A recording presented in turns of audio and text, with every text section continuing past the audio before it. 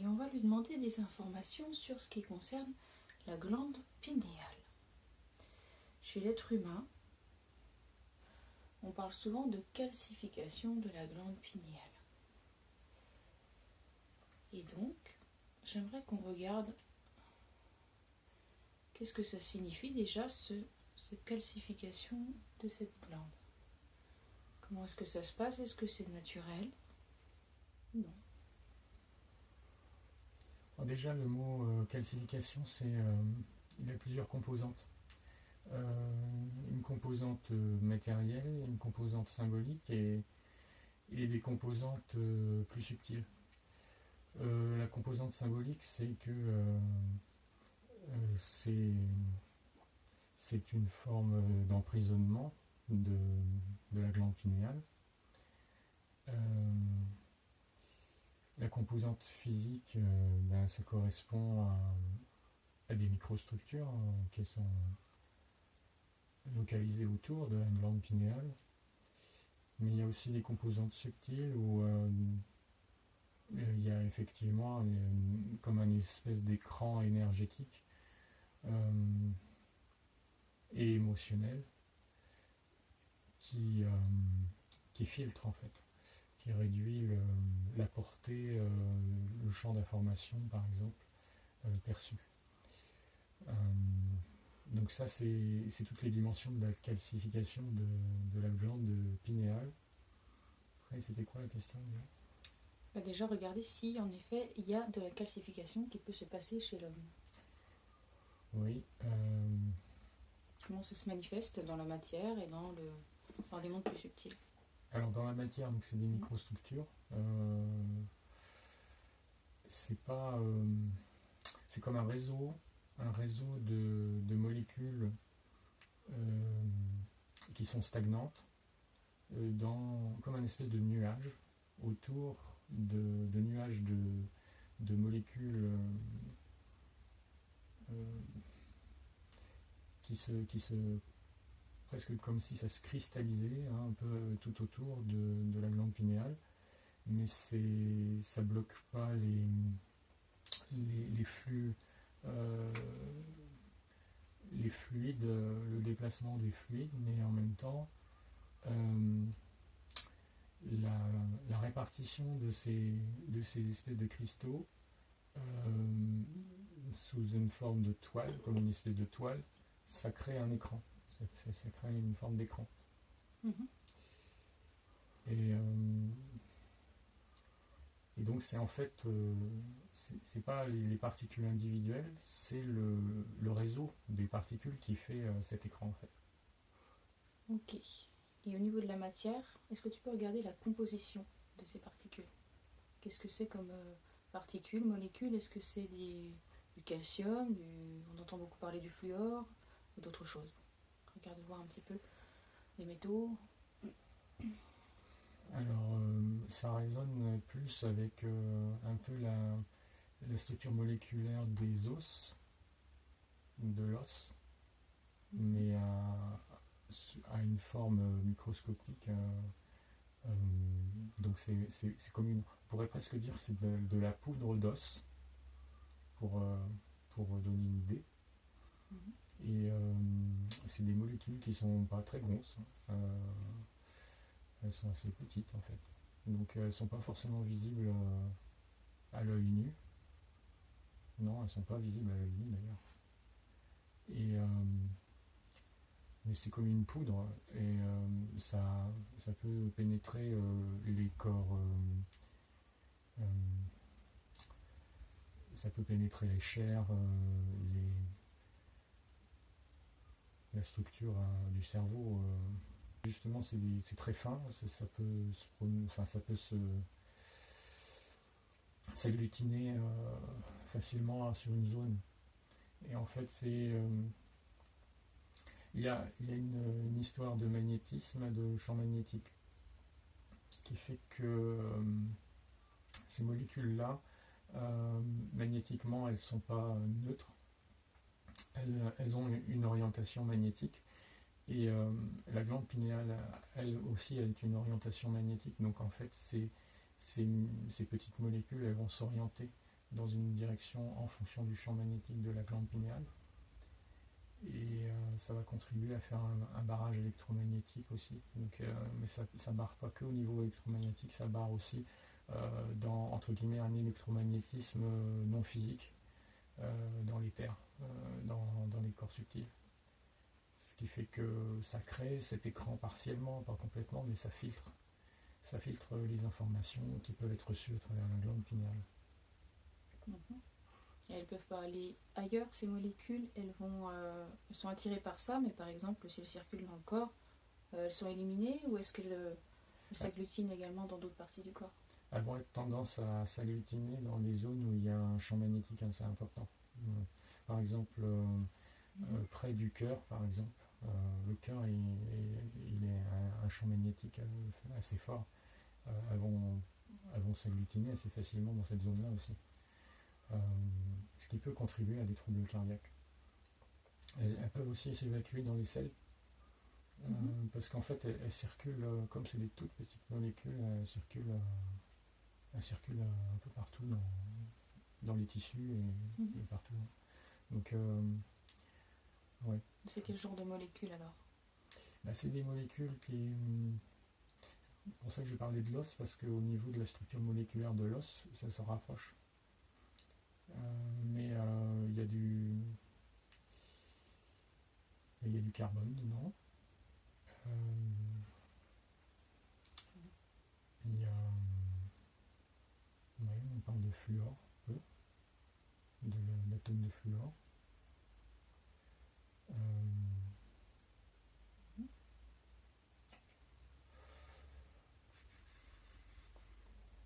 Et la molécule d'oxygène aussi.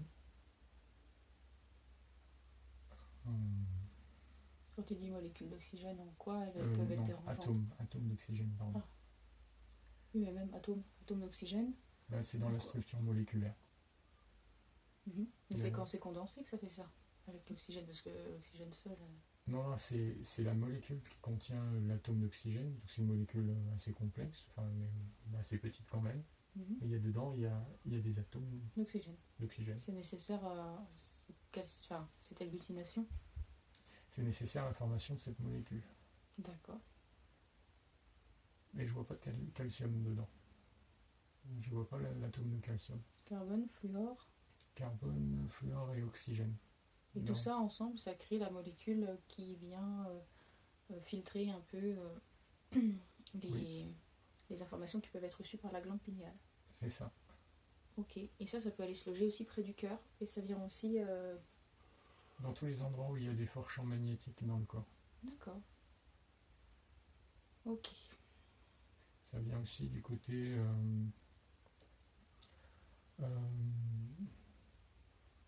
du sacrum par là aussi. Et pourquoi cet endroit-là? En fait, les fonctions du chakra racine et du chakra sacré font fortement, et ça émet beaucoup de tout ce qui est sexualité, tout ça, l'énergie sexuelle, c'est une forte énergie avec une composante électromagnétique aussi. Donc en fait, c'est une zone qui est fortement magnétique aussi. D'accord. Et c'est nécessaire d'avoir ces trois atomes pour créer ce filet en fait de ces molécules? Ouais, c'est une molécule, puis après ça s'agglutine en réseau dans les zones à fort champ magnétique. D'accord. Parce que quand on entend calcification, on entend un peu comme le calcium dedans, mais il n'y a pas de calcium. Oui, alors je vois pas de calcium dans la molécule en question. Oui, ça se solidifie, ça se rigidifie autour de ces zones-là. Par accumulation, ouais. Ok.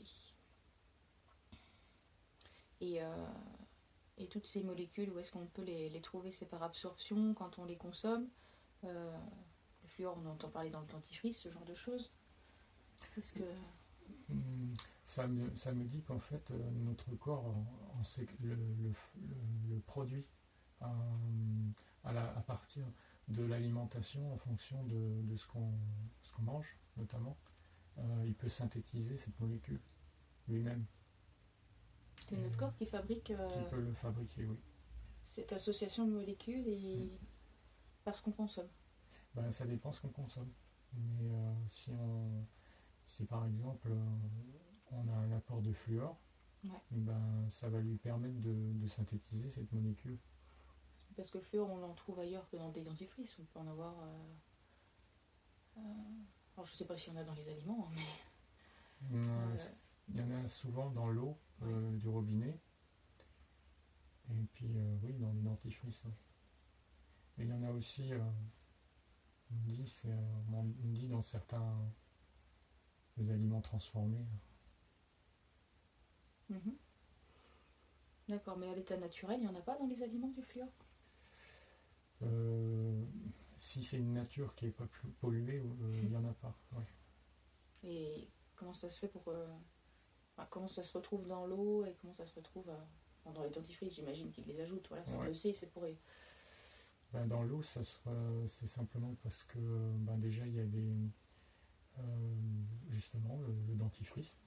Oui, c'est pas filtré, c'est pas des choses qui sont filtrées. Mais... Ça reste. Après, il y a des sources qui vont accumuler le fluor, la pollution au fluor. Ça vient aussi des chemtrails. Il y a eu des périodes où ça a été accumulé aussi dans les sols. C'est plus le cas, mais ça a été.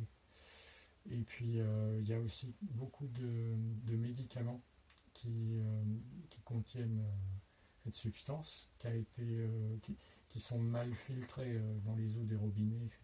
Aussi, ça contribue à du fluor une fois que c'est absorbé dans le corps. Est-ce qu'il y en a dans les vaccins aussi? Ou pas? Ça dépend un peu des vaccins en fait. Si on parle de celui de la Covid, non. Mais et où est-ce que les scientifiques trouvent le fluor en lui-même? Parce que faut bien quand même avoir une source de fluor pour pouvoir en mettre dans les médicaments, en mettre dans les dentifrices. C'est comme une molécule qui existe, donc elle doit bien avoir une provenance et son utilité aussi.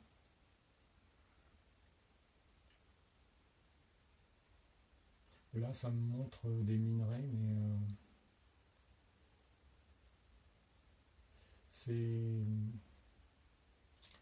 pas direct. C'est-à-dire que le minerai, c'est pas du fluor pur. Ouais, ça a besoin d'être raffiné, transformé pour être extrait. Donc c'est un peu comme si l'atome était emprisonné dans une autre molécule. Il a besoin d'être, avec la réaction chimique, être extrait. Mais ça n'existe pas en pur dans les sols, de façon pure. C'est raffiné, il a besoin d'être raffiné. D'accord. Est-ce que tu peux demander comment faire pour se débarrasser, entre guillemets, de ces molécules qui stagnent dans le corps? Parce qu'on est tous touchés là. Elle me parle du CDS. Donc le CDS, on le rappelle, c'est une solution. Solution de dioxyde de chlore. Oui. Ça nettoie bien. Qui détoxifie le corps.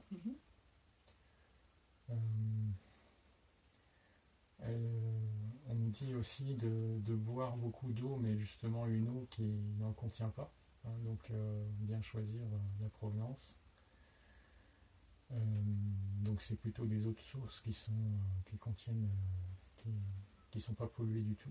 Donc il n'y a pas de fluor dedans. Donc ça, est-ce que c'est possible de trouver une autre source qui n'est pas polluée? C'est possible, mais c'est pas évident. Il y en a beaucoup qui sont pollués au fluor. Est-ce qu'il y a des techniques pour Alors il y a des techniques pour filtrer l'eau. Même si on prend de l'eau de source, on peut la filtrer. Il y a des filtres qui enlèvent le fluor. C'est quand même des toutes petites molécules, comment des filtres peuvent débarrasser ça. Oui, mais ça se fait, c'est faisable. C'est des filtres spécifiques. Est-ce que l'argile, ça fonctionne tout aussi bien? Pour enlever le fluor dans l'eau? Ouais. Ah, ça me montre que ça en enlève une partie, mais c'est pas complètement, c'est pas efficace à 100%. C'est pas très très efficace, quoi. En fait, il faudrait pratiquement faire plusieurs filtrages pour que ça enlève l'essentiel. C'est pas super efficace. Mais il y a des filtrages, des filtres qui existent qui sont plus performants pour enlever le fluor. C'est des filtres que l'homme a créés? Oui. Ok. D'accord, donc ça c'est pour débarrasser l'eau du fluor. Et comment faire pour détoxifier le corps en lui-même? Donc tu dis CBS. Déjà en buvant beaucoup d'eau détoxifiée en fluor, parce que le corps il peut se nettoyer, mais si on lui rajoute à chaque fois le truc en question par l'absorption d'eau, finalement ça marche pas. Mais si si le corps il boit beaucoup d'eau qui ne contient pas de fluor, il va se nettoyer naturellement au bout d'un moment. Mais il peut rester des traces dans le corps, mais déjà ce processus naturel va pouvoir se mettre en place. Bon, par contre, si on continue à boire de l'eau qui contient du fluor, c'est un peu comme si on remplissait une baignoire et puis en même temps qu'on la vidait. Ça marche pas, quoi. Ok. Après, je lui demande s'il y a d'autres méthodes de nettoyage.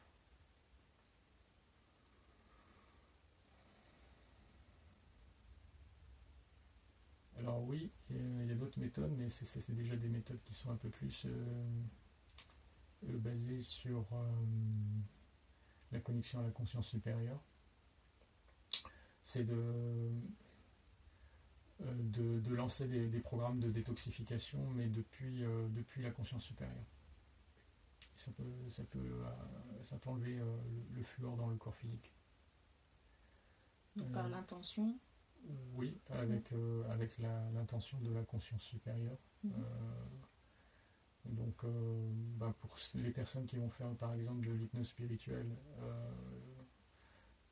QHHT ou autre, elles peuvent demander lors de la séance un soin de détoxification du fluor dans le corps. Et si le soin est accepté par leur conscience supérieure, ça peut détoxifier le corps assez rapidement. On me dit de l'ordre en 3 mois à peu près, ça peut enlever quasiment tout. Parce que là, ça met en jeu pas seulement des mécanismes physiques, mais d'autres mécanismes sur des plans plus subtils qui peuvent même carrément dématérialiser des molécules dans le corps. C'est-à-dire dématérialiser, les faire disparaître comme ça, comme par magie, ou les détacher et les laisser se faire détoxifier par le corps lui-même? Et les deux peuvent être faits. D'accord. Ok. Est-ce qu'on te montre d'autres moyens de décalcifier la glande pinéale et même les autres parties du corps qui ont un fort champ électromagnétique? Là, on me montre quelqu'un qui est en train de faire une inhalation d'une substance, on va dire thérapeutique. On dirait que ce sont un peu comme des huiles essentielles. Et ça a la vertu de stimuler les processus de nettoyage du corps. C'est un mélange d'huiles essentielles, mais on parle d'eucalyptus, mais il n'y a pas que ça.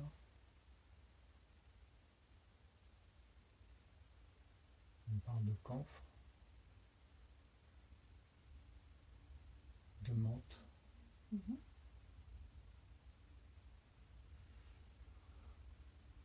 sais pas pourquoi, verveine aussi. Ok. Voilà. Bon, après c'est un mélange, mais ça ça semble activer des processus de nettoyage dans le corps. Ça peut aider, mais c'est pas suffisant comme processus. C'est juste que ça peut accélérer un petit peu. Donc ça peut être combiné par exemple avec le fait de boire de l'eau qui ne contient pas de fluor pour accélérer le processus de nettoyage. Mhm. Mais sinon, je vois pas d'autres, ne montre pas d'autres techniques. Ok. J'ai une question qui me vient. Est-ce que c'est bon ou pas de boire une eau déminéralisée? Ça veut dire qu'il n'y a rien dedans, c'est juste des molécules d'eau ou c'est... L'eau déminéralisée, effectivement, il n'y a pas de... C'est juste des molécules d'eau. C'est... Par rapport au fluor, ça peut être une solution. Ça, c'est pauvre. C'est pauvre parce que justement, il n'y a pas de minéraux. Donc, comme il n'y a pas de minéraux, il y a certains minéraux que le corps a besoin. Et si on boit que de l'eau déminéralisée, c'est pas forcément bon pour d'autres raisons, pour la santé. Ça peut être dangereux pour la santé? Dangereux au sens où si c'est trop... C'est comme si on mangeait que du riz par exemple, tout le temps du riz. C'est trop pauvre. Le corps ne peut pas synthétiser suffisamment de choses complexes avec un aliment aussi pauvre. Et pour l'eau, c'est pareil, c'est-à-dire que si on boit de l'eau trop pauvre, et c'est un peu l'extrême de la pauvreté, l'eau déminéralisée, ça peut être mauvais pour la santé à long terme. Mais les minéraux, on peut les trouver dans les fruits et les légumes, si on mange que des fruits et des légumes et puis on boit de l'eau déminéralisée. Oui, ça peut compenser, mais si on parle de choix d'eau, oui. Boire que de l'eau déminéralisée, c'est pas forcément le meilleur choix. C'est pas naturel. En plus, c'est pas naturel.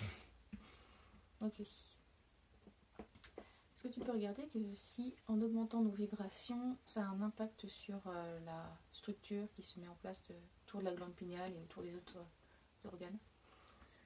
Oui. Alors, en fait, ce qu'on montre, c'est que quand on monte au niveau vibratoire, c'est comme si tous les processus qui produisent des champs magnétiques dans le corps montaient en vibration aussi. Et que c'est comme un peu une radio, ça produit un champ électromagnétique, et quand ce champ électromagnétique il a une certaine fréquence, en fait ça peut casser la structure de ce réseau, ça le casse, et du coup en fait ça décalcifie parce que la structure elle tient pas, elle résiste pas. Ouais. Donc tu vois que ça décolle un peu ce genre de structure. Et il y a, je me demande si justement quand on augmente nos vibrations, est-ce que ça augmente pas aussi notre champ électromagnétique et ça attire pas plus aussi? C'est un peu contradictoire. C'est-à-dire que ça peut paraître contradictoire, mais en fait ce réseau-là, il a besoin d'une ambiance de fréquence bien particulière pour qu'il soit maintenu avec une certaine cohésion. Et s'il n'y a plus ce contexte favorable électromagnétique, c'est comme s'il était déstructuré, donc il perdait sa capacité de faire écran. D'accord. Ok. Est-ce que tu peux demander s'il y a autre chose à rajouter par rapport à la glande pinéale?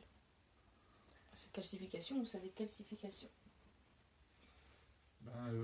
C'est un peu ce qui vient à la suite de ce qui vient d'être dit, c'est-à-dire que on me dit que plus les gens vont faire monter leur taux vibratoire et plus ils vont se libérer de cet écran et donc qui vont pouvoir à nouveau recevoir les informations que cette glande pinéale est censée leur apporter, notamment la connexion au monde, aux informations de l'éther, Et, et donc, c'est bien sûr une bonne chose d'utiliser le CDS, de boire de l'eau qui ne contient pas de fluor, etc., pour réduire ce processus de calcification, de formation de ces molécules. Mais se contenter de ça, c'est pas suffisant. C'est vraiment, il y a toute une hygiène de vie pour faire monter son taux vibratoire et donc, notamment avec la conséquence de déstructurer ce réseau et d'être libéré de cet effet d'écran en fait, de ces limitations en termes de perception. D'accord. Est-ce qu'elle a d'autres fonctions, la glande pinéale, à part réceptionner des informations? Elle a aussi un rôle dans l'autre sens, c'est-à-dire de concentrer l'information de l'intention pour la projeter dans l'éther. D'accord. C'est un récepteur émetteur. C'est ça, c'est dans les deux directions. Ok. Donc, par exemple, les techniques de psychokinésie, ça utilise la glande pinéale dans cette direction-là. De l'intention de la personne de faire bouger par exemple un objet à distance, c'est l'utilisation de la glande pinéale dans cette direction-là. C'est juste un exemple. D'accord.